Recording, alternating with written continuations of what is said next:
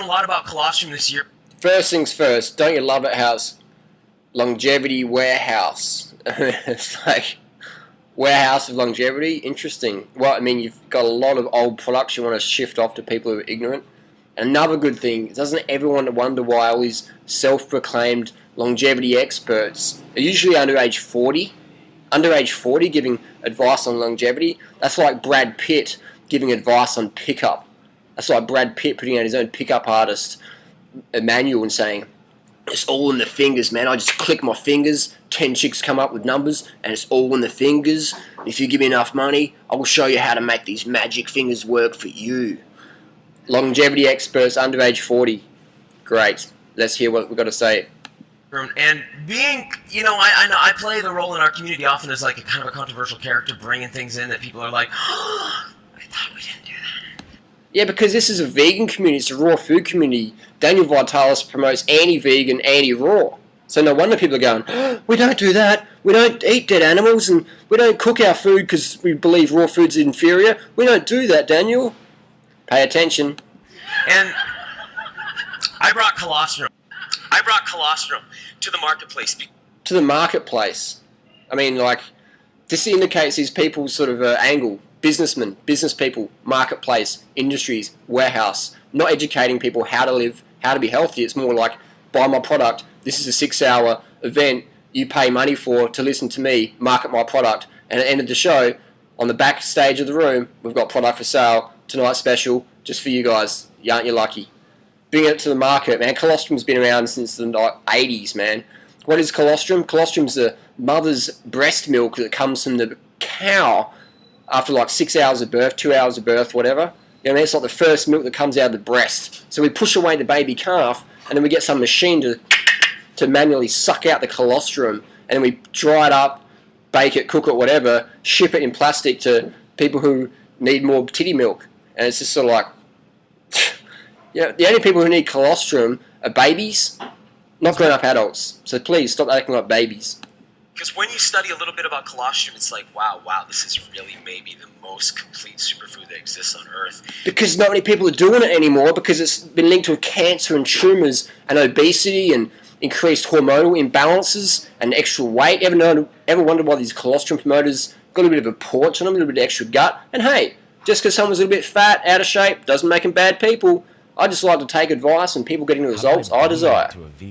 Let's continue. How do I bring that to a vegan community? I was like, oh no. That's right. How do you bring it to a vegan community? It's sort of like bringing condoms to the Vatican. You know what I mean? It's sort of like you're bringing something that's not really welcome. We're beyond sucking tits from cows. We're beyond sucking breast milk from other animals. You know what I mean? We wash our hands when we pat cows. We don't suck their tits. So I mean, it's amazing. A vegan community, please go away. You know, stay out. And a lot of you have come up to my table to ask me questions like, and really, really intelligent questions. And I know you're because vegans are a bit smarter. We're not as docile as the milk drinkers. Thinking people. And I want to address just a few of the things that have come up. One of the questions is like, Daniel, it's colostrum from cows, and we're people. Yes. Is it good for people? And so who's had that kind of a question? Maybe if you thought about that a little bit yourself and maybe you want to know about that. So here's the kind of thing, if you do a little Google search, you find stuff like this. And it's funny because it's true. Cut out the middleman, you know what I mean? Just suck on the tit. I think that's really funny. Sorry, I know that's kind of gross, but hang here, Daniel says it's gross, but he's selling you the grossness in a little plastic powdered bucket. For some crazy amount of money. I don't even know what they're selling this colostrum for. How old is this colostrum? Please laugh at that. That's really funny. So that's the kind of thing... It is funny. It's hilarious. But sadly, it's bad for people's health. I'm not going to leave it on there. That's gross. Alright, so that's... Too much truth. Kind of thing. So people are like, wouldn't we do better on human colostrum? Yes. And I was like, well, I'm going to try to get that happening. but I can't. It's not... I can't do that, right? So I just want to answer that question. But you didn't really answer it. You just made a bit of a joke, sort of, you know, brush it aside. But it's a serious question, Daniel. Let's see you address it one day. I want to talk a little bit about how dairy products have come into our lives real quick, because right now dairy products are getting like a really, really dark reputation in the health food world, and a lot of people have really turned against them. And if you remember when we were kids, milk was like the uber health food. It did a body good. And today, it's kind of the opposite, and there's a lot of reasons. Because we're not freaking cows, man. We're not goats. We're human beings. Homo sapien, man, if you like the Latin terms. Homo sapien, man. We're not cows. We're not bovines. We need human milk, not cow milk, not goat milk, not dog milk, not rat milk, not cat milk, not horse milk. Human milk. Human. Human-milk. Human milk. Not colostrum, not cow titty juice, not bovine mammary secretions. Thanks. I think, I was talking to people about, people were saying, I don't think this is a food we should use. It's too mucus forming. It's too, what about this? What about that? And I was saying that to look at the modern way that we've had this stuff, the milk we grew up on was really pus-filled. It still is pus-filled. I mean, how many pus cells per mil are allowed in standard milk? It's about 800,000. How many pus cells are allowed in colostrum? I don't think there's even regulations. That would be a good question. How many pus cells in colostrum? Injected with genetically modified hormone. It was factory farm. It was grain fed. It came from weak animals with weird mutated genetics, and it was making us sick. There's no question. And even if it's organic, free range, cold, raw, bloody whatever, it's still got over 80 active hormones naturally occurring. Notice how our guest speaker today didn't address that. Bad for business. You know that saying, don't throw the baby out with the bathwater? I've kind of been saying to people, it's sort of like when I found out genetically modified corn existed, I didn't decide to stop eating vegetables. When I found out I was a human, I didn't decide to stop drinking cow's milk. It took a while for me to wake up. Make sense? If that makes sense, clap for a second. Didn't make sense to the humans because that analogy was like so vague. He had to ask the audience to clap. If you have to ask your audience to clap, you know you're on the wrong track, or you're in front of the wrong audience. I would never, I'm not suggesting people go to the supermarket and pick up, trying to get from the factory farming world their foods. But I want to say that dairy products have been with us now for about 8,000 years. Which is like 1 second in 1 year in terms of human evolution or creation, whatever you buy into. You know what I mean? It's like 8,000 years. It's nothing. It's nothing. There's trees older than that.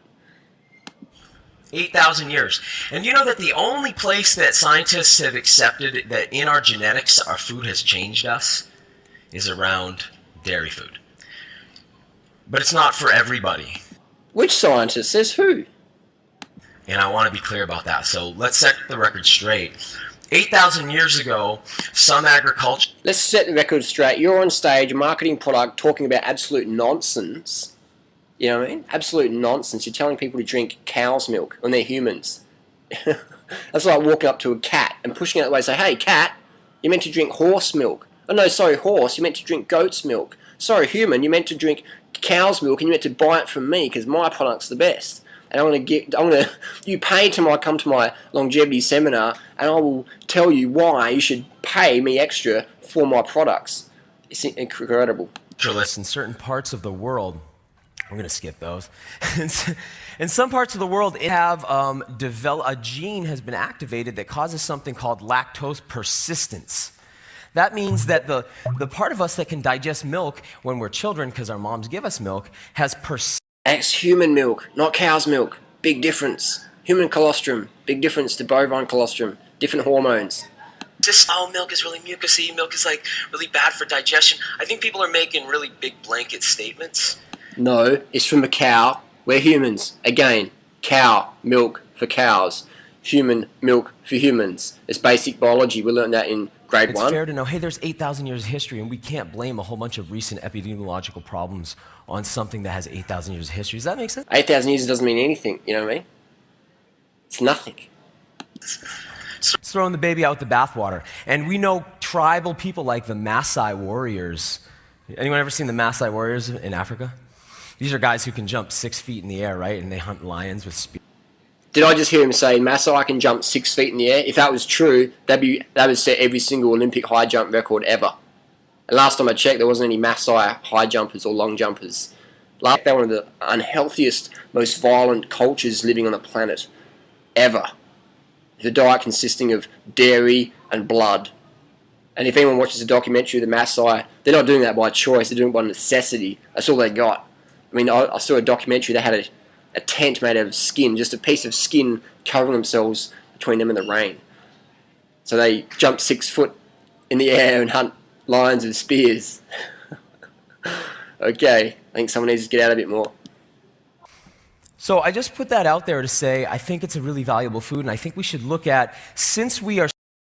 Look at all the products here. You know what I mean?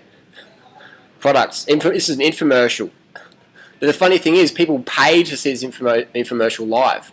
You can just sit back and watch it on TV. Or watch it on YouTube for free. Stewarding cows. I talked the other day about how the animal that gave rise to the cow, or the... Does anyone remember what it was called? The aurochs. The aurochs is an extinct animal today. Now we have cows, and we don't have the animal cows came from, and now we are responsible for the last genetics of the cows. And what do we do with that? And here we have someone who's bagging fruit because the fruit's been, like, altered somehow. But now they're selling products from bovines that have been altered just as much as fruit, if not more. You know what I mean? It's sort of like, why do these people bag fruit? Because fruit's bad for business. You can't really sell fruit. You can't really sell bananas. You know what I mean? They sell themselves. What you need to do is just educate people. Alright, I'm going to wrap it up. So what's the bottom line here? Do humans really need to consume animal products? Do we really need to consume the bovine mammary excretions, the caprine mammary excretions from horses? Equine mammary excretions? How about rats? Do we need to drink rat's milk? Is rat's milk going to be the latest superfood next time? Isn't it amazing these people keep jumping from, this is the best ever of superfood, man. Cacao's the best ever. Goji's the best ever. Chaga's the best ever. Durianrider's the best ever. Now it's colostrum, man. It's honestly the best ever. Ever. You know what I mean? It's sort of like, I guess that's we live in that because of the consumer society, that monthly consumables. There's two types of people in the health food movement today. One, the infomercial crew, the snake oil crew, the people who just dance up and down and say, I've got the best ever program. Sure, it's different from last month's or last year's, but hey, honestly, it's the best ever. And two, the second type of person in the health food movement, you got the educators. Yeah? They're doing the same thing again and again, showing you how to do it. Not what crap to buy, they're showing you how to do it, how to succeed, how to get enough carbohydrates, how to get enough water, how to get enough sleep, how to be fit, how to get your sunshine, how to get these free things, how to change your life, change your thinking, not change your Visa card details and bank up some more debt. None of that. I mean, people say, Harley, it's not that simple. You know, they can't just eat more fruit, more vegetables, get more sun, exercise and water. They got to do my expensive courses. They got to buy my expensive superfood crap. They got to do all this Kundalini awakening ayahuasca ceremony bullshit. They got to do these things first, Harley. It's not that simple. Hey, man, you cut me out of the marketplace, man. Hey, wait up. So my message is to people, I'm going to be calling people for where they're at. I ain't afraid to tell the truth. I'm not going to just talk what impresses people. I'm going to say what needs to be said. I've had friends die, I've had friends end up obese, emaciated, anorexic, lose all their fitness, become drug addicted, end up in mental institutions because of these misinformed people. Perhaps they're sincere, but most of them are just sincerely wrong. So count on me, telling you how it is. I'm going to tell you what I think, and those that mind do not matter, and those that matter do not mind. Peace. Thanks for watching. Stay tuned.